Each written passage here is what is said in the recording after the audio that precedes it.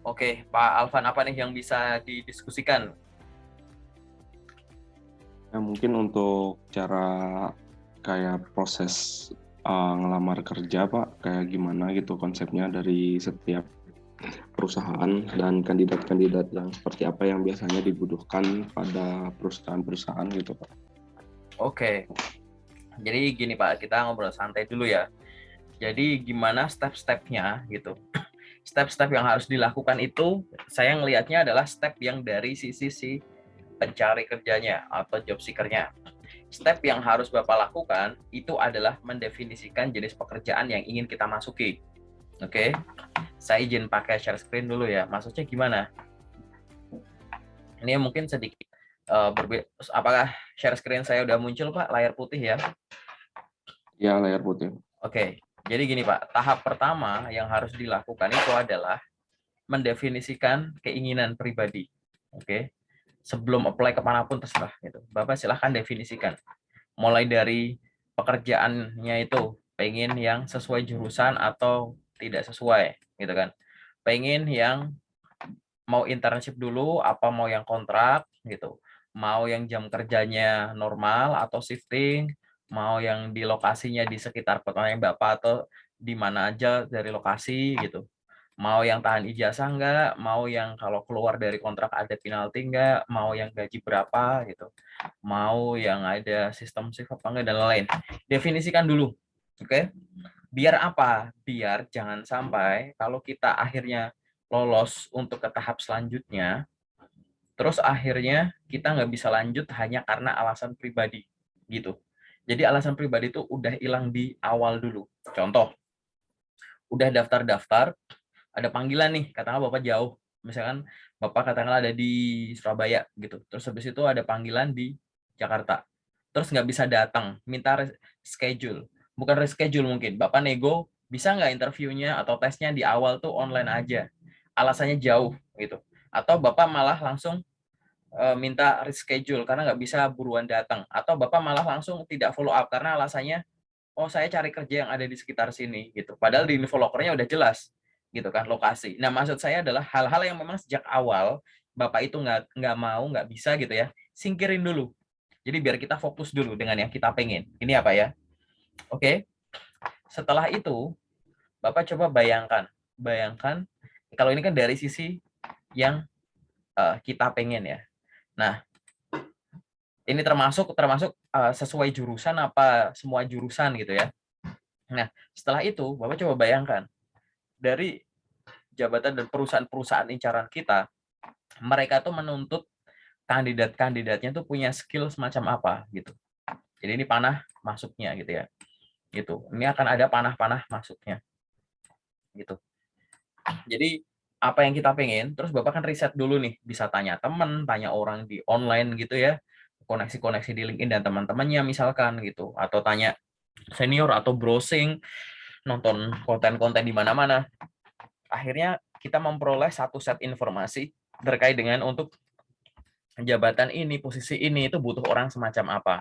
Nantinya Bapak akan menemukan tiga jenis apa ya namanya ya, hubungan antara keinginan kita dan ekspektasi dari perusahaan. Apa itu? Misalkan gini, fenomena pertama yaitu yang kita pengen itu udah bisa langsung cocok sama yang perusahaan inginkan. Gitu. Misalkan kita pengen yang lokasinya di sekitar Jakarta. Nah, dari sisi perusahaan juga ada kok penempatan Jakarta apa enggak, Pak? Gitu. Jadi yang kita pengen tuh perusahaan tuh bisa provide, industri tuh bisa provide. Jadi yang kita pengen tuh udah langsung cocok match gitu, bisa langsung kejawab sama industri gitu. Ada yang nomor dua gitu. Nomor dua tuh apa? Nih, misalkan ini. Ada pengen nih kerjaan yang kayak begini nih. Ekspektasi kita kayak gini, panah keluar yang begini. Tapi tidak ada panah masuknya. Tidak ada industri yang sesuai dengan keinginan kita gitu loh, Pak. Gitu. Nah, jadi yang harus dilakukan di sini coba cross check dulu gitu. Kok bisa sih keinginan saya, jenis pekerjaan. Namanya ini kan saya ini pakai sudut pandang bekerja sama orang gitu ya. Di suatu perusahaan gitu ya. Masa iya sih dari sekian pekerjaan loker yang dibuka kok sampai yang saya inginkan ini nggak ada. Jangan-jangan yang saya inginkan ini tidak realistis. Jangan-jangan ini cuma sudut pandang saya sendiri gitu. Jangan-jangan ini nah gitu-gitu. Bukan Makanya gitu ya, ini dievaluasi lagi kalau ada yang semacam ini. Atau yang ketiga tuh misalkan ini gitu ya. Ada tuntutan perusahaan ke kita, tapi kita belum punya nih gitu.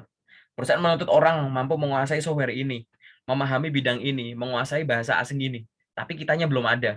Nah, untuk yang poin nomor 3 ini, yang harus kita lakukan adalah meluangkan waktu untuk melakukan improvement gitu. Nah, kita sambil jalan gitu ya, Bapak sebagai job seeker sambil jalan, sambil apply di mana-mana gitu.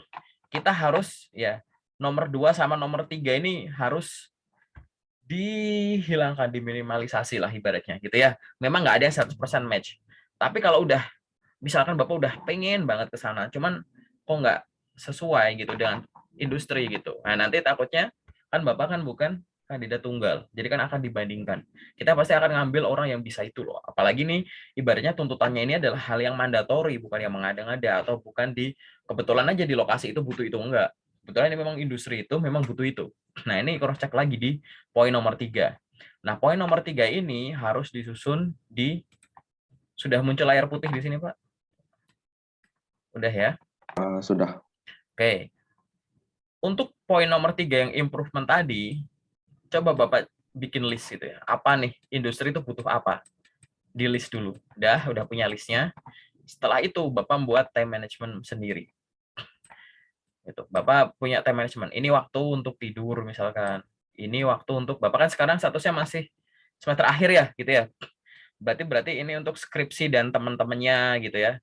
Terus Bapak mungkin ada waktu untuk olahraga dan lain-lain. Terus ini untuk misal tinggal sama orang tua, bantuin orang tua. Ini untuk punya kegiatan Pak, me mohon time. maaf, tadi untuk share screen-nya kayaknya ada delay deh. Soalnya yang dimuncul di sini dari apa? Yang tadi. Papan putih yang tadi, ya. Kalau ini udah ganti belum? Udah ada. Udah ya. Jadi Ya. oke. Jadi ini saya ulang ya gitu. Jadi Bapak sudah tulis dulu gitu ya yang diinginkan apa. Terus Bapak ini atur waktu 24 jamnya gitu. Ya, gitu. Jadi misalkan ini waktu tidur saya itu sekian jam. Ini tidur nih. Gitu kan. Terus habis itu waktu apa lagi nih misalkan ini ngurusin semester akhir dan skripsi dan teman-temannya misalkan gitu. Terus ini Bapak misalkan ada kegiatan apa tinggal sama orang tua dan lain-lain, terus Bapak ada kegiatan apa magang dan lain-lain, mungkin Bapak ada kegiatannya sendiri me time dan lain-lain gitu ya. Sehingga nanti akan ada satu porsi kosong ini. Ada waktu kosong yang bisa dioptimalkan untuk hal yang produktif. Masing-masing orang ini beda. Tapi saya akan menyarankan satu perlakuan yang sama. Silahkan ini dibagi jadi 2, waktu kosong Anda dalam waktu 1 hari. Terserah mau 50-50, 70-30, 60-40, terserah. Pokoknya satu porsi digunakan untuk apply job. Gitu. Satu porsi untuk pengembangan diri. Gitu. Pengembangan diri yang apa? Ya ini tuntutan industri tadi. Gitu. Mau misalkan Bapak setelah hitung waktunya cuma 4 jam. Saya mau buat apply job 2 jam. Buat pengembangan diri 2 jam. Boleh. Gitu. 3 jam, 1 jam boleh gitu. Yang penting ini di set dulu. Gitu. Dan ini harus dihormati gitu. Dalam arti ya Bapak yang bikin planning sendiri ya eksekusi sendiri gitu. Jadi monitoring sendiri gitu. Setelah punya monitoring kayak begini gitu ya. Bapak yang harusnya selanjutnya dilakukan itu adalah meletakkan planning harian tadi di dalam deret waktu gitu.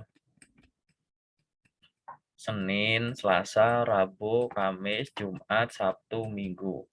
Ada Senin lagi di sini.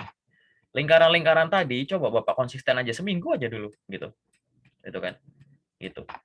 Jadi misalkan dalam waktu 1 hari yang tadi waktu bulat diginiin itu berapa jam yang Bapak pakai untuk apply job itu. Dicek aja konsisten dulu. Oh, saya cuma bisa 2 jam per hari. Ya udah. Coba 2 jam per hari terus. Nanti dievaluasi di sini. Jadi nanti coba konsisten dulu seminggu, habis itu Bapak evaluasi gitu. Gimana bentuk evaluasinya apa gitu. Dicek rata-rata Bapak per hari itu bisa apply job berapa gitu. Hari ini bisa 10, besok 20, besok 30, besok mungkin 5, 15 gitu. Coba jumlah aja dulu gitu. 1 minggu saya bisa ngirim lamaran berapa? Katakanlah 200 misal. Dari 200 ini berapa yang udah respon, berapa yang nolak, respon positif ya, lanjut berapa yang no respon gitu. Jadi saya ngirimnya paling banyak, yang paling banyak respon saya ngirimnya lewat apa, yang enggak, yang nolak saya ngirimnya lewat apa, yang ini lewat apa, jenis pekerjaan apa ya yang lanjut sesuai bidang enggak, dan lain-lain. Evaluasi aja itu dulu gitu. Dan ini harus dilakukan secara konsisten gitu. Nah, nanti kalau udah konsisten kayak begini, nanti akhirnya Bapak akan paham. Paham apa? Bapak nanti kan akan punya CV yang benar gitu ya. CV saat Bapak lakukan untuk melamar, maka dia akan lanjut ke katakanlah psikotes gitu.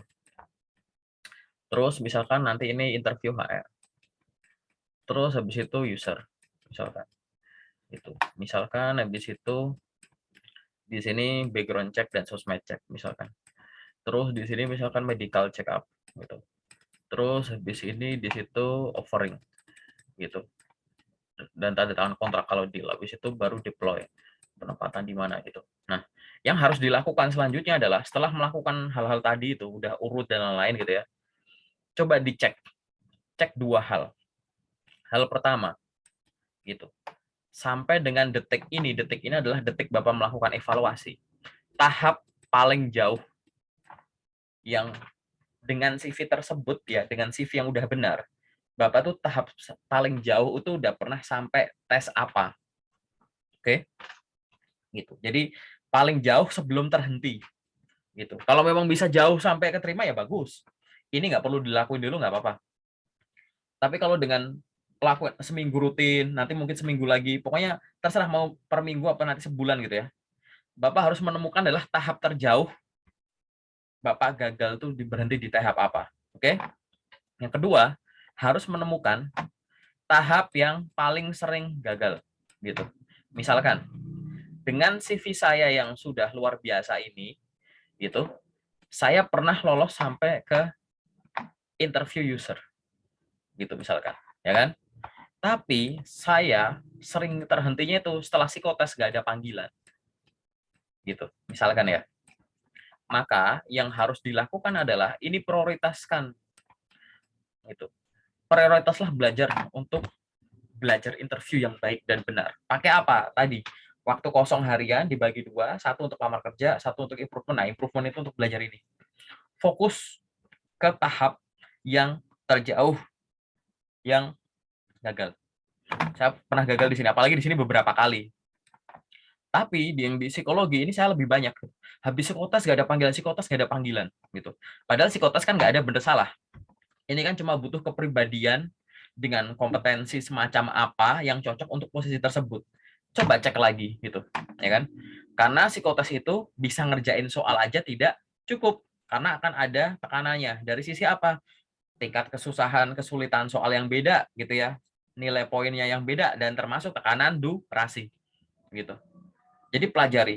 Jadi fokusnya adalah ini nomor satu ini untuk perbaikan, tahap sebelumnya ini nomor dua, yaitu untuk apa? Optimasi. CV dibenerin lagi, ini benerin untuk apa? Biar kesempatan ke user ini makin banyak, gitu. Dengan kesempatan ke user makin banyak, Bapak karena itu udah diprioritaskan, maka sudah Bapak jawab dengan kemampuan menghadapi interview user dengan lebih baik, gitu loh. Gitu. Banyak kesalahan misalkan gini, gagal di psikotes, misalnya ngirim lamaran, nggak banyak panggilan, CV diedit, kan? Terus habis itu sampai psikotes, beberapa kali psikotes nggak ada lanjut, CV diedit lagi. Ke interview HR nggak lanjut ke user, CV diedit terus gitu. Ibaratnya kok nyalahin CV-nya mulu gitu. Padahal CV-nya itu tetap oke. Mau diedit kayak gimana? Ya kan? Edit itu nggak bisa terlalu sering. Ibaratnya kecuali Bapak memang setiap hari itu akan ada sesuatu yang diupdate di isinya gitu kan. Maksud saya adalah berfokuslah pada memang yang salahnya tuh di mana. Kesalahan, pokoknya yang pernah bawa sampai paling jauh di mana, kemudian yang paling sering gagal tuh di mana. Itu adalah yang harus diberikan treatment khusus. Gitu. Yang paling sering jauh itu fokus utama, tahap sebelumnya itu optimasi. Gitu. Nah, ini yang harus dilakukan. Lalu yang selanjutnya yang harus sadari adalah zaman sekarang itu kebanyakan aktivitasnya itu online gitu. Yang namanya online itu harus balance gitu. Saya sosokan bikin timbangan gitu ya. Harus ada hal yang sifatnya balance gitu. Apa gitu? Penggunaan sosial media Oke, ingat ya Pak, menggunakan sosial media itu harus balance. Bukan dari definisi saya harus main sosmed, bukan itu. Bapak misalkan ngelamar kerja lewat apa? Misalkan kirim kerja lewat website gitu ya. Terus ada lewat LinkedIn, mungkin ada lewat Jobstreet gitu. Per platform ini itu ada unsur medianya, ada unsur sosialnya gitu. Misal Bapak website perusahaan, ngelamar kerja lewat website langsung. Website itu media juga ya. Media memperoleh info, media ngelamar kerja. Sosialnya ada, tapi porsinya lebih dikit. Sosialnya adalah untuk berkomunikasi dengan pihak perusahaan. Kan paling ya Bapak menelpon atau lewat email dibalas gitu ya, gitu. Tapi coba Bapak bayangkan kalau Bapak punya akun LinkedIn gitu. Ini kan sosial media juga gitu. Di LinkedIn, media juga ada, maksudnya media info, media memperoleh loker, ngelamar kerja. Sosialnya juga ada. Profesional-profesional kerja, orang-orang yang kerja di kantor yang Bapak lamar, itu punya akun di sini. Maksudnya adalah, jangan cuma sibuk apply-apply, sampai Bapak lupa untuk bangun koneksi gitu loh. Gitu. Jadi harus imbang kedua hal ini. Gitu.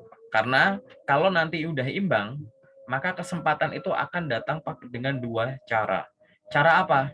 Dengan cara Bapak melamar atau dengan cara Bapak ditawari gitu. Ini udah ada personal brand di sana gitu. Oke. Nah, itu aja sih yang dilakuin sih sebenarnya. Itu dari rangkaiannya tuh di situ. Kalau detailnya nanti di sesi detail aja gitu. Cuman ini lebih cuma gini aja sih Pak sebenarnya. Dan ini kalau konsisten tuh ini yang ngebukti ini udah banyak sekali orang ya gitu. Gitu. Harus diawali dari keinginan pribadi dulu, definisikan dulu. Pengennya gimana? Jangan yang ngalir aja lah gitu. Sebar aja loh, jangan gitu. Gitu. Kalau udah terprogram ini tuh enak gitu. Karena proses rekrutmen juga nggak ngasal kan gitu. Ada syarat-syarat, ada ketentuan ini itu, ada metode gitu. Itu ya karena sebenarnya untuk ngisi posisi ini ada kualifikasi. Nah, menemukan orang yang cocok itu ada alat ukurnya gitu ya.